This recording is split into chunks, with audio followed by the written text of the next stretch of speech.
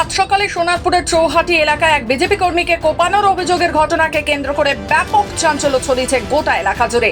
গোবিন্দ অধিকারী নামে এক বিজেপি কর্মীকে ধারালো অস্ত্র দিয়ে কোপানোর অভিযোগ ওঠে। এমনকি বাধা দিতে এলে গোবিন্দ অধিকারীর স্ত্রী ও পুত্রকেও ধারালো অস্ত্রে আঘাত করা হয়। গোবিন্দ অধিকারীর বাড়িতে দুষ্কৃতীরা চড়াও হয় বলে অভিযোগ। তাকে এবং তার স্ত্রীকে এবং পুত্রকে ধারালো অস্ত্র দিয়ে কোপানো হয়। কোপানোর ঘটনায় গোবিন্দের স্ত্রী নমিতা অধিকারী এবং পুত্র গৌরব অধিকারী গুরুতর জখম। তাদেরকে উদ্ধার করে কলকাতার বাঙ্গুর হাসপাতালে পাঠানো হয়েছে। পুলিশ এই ঘটনার তদন্ত শুরু করেছে। আটক করা হয়েছে আক্রান্তদের প্রতিবেশী সুভাষ দেবনাথ এবং তার পুত্র সুমিত দেবনাথকে।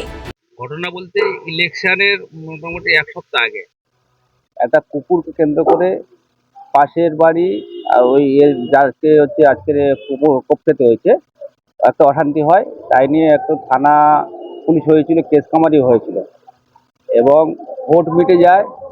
উনি আমাদের যে কোপ খেয়েছে উনি গোবিন্দ অধিকারী, উনি আমাদের ভারতীয় জনতা পার্টির প্রাক্তন বুথ সভাপতি এবং এই ইলেকশনে ও পোলিং এজেন্ট হয়েছিল। এবারে মোটামুটি আমরা এই 24 নম্বর ওয়ার্ডে ভারতীয় জনতা পার্টি বিশাল অঙ্কে আমরা লিড করেছি এবং ওরা যারা মেরেছে ওরা তৃণমূলের হচ্ছে পার্টি করে, কারণ যখন অশান্তি হয়েছিল তখন বলেছিল যে আমরা তৃণমূল করি, আমরা দেখে নেব। হচ্ছে এ ব্লক থেকে কিছু ভাড়াটে ছেলেও এসেছিল, এসে শাসিয়ে ফাঁসিয়ে গেছিল। কিন্তু গোবিন্দ অধিকারী গতকালকের আমার সঙ্গে দেখা হয়, আমাকে বলছিল দাদা কেসটা করেছিলাম ঠিকই, কেসটা তুলে নেব, পাশাপাশি থাকি।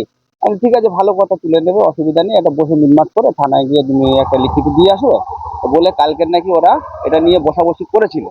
বসাবসি করে এখন কি হয়েছে সেটা আমি জানি না, কিন্তু আজকে সকালবেলা আমি ফোনের মাধ্যমে পাই যে আমাদের বিজেপি সক্রিয় কর্মী এরকম চাপটের আঘাত পেয়েছে এবং অল ফ্যামিলিকে এরকম আঘাত করেছে।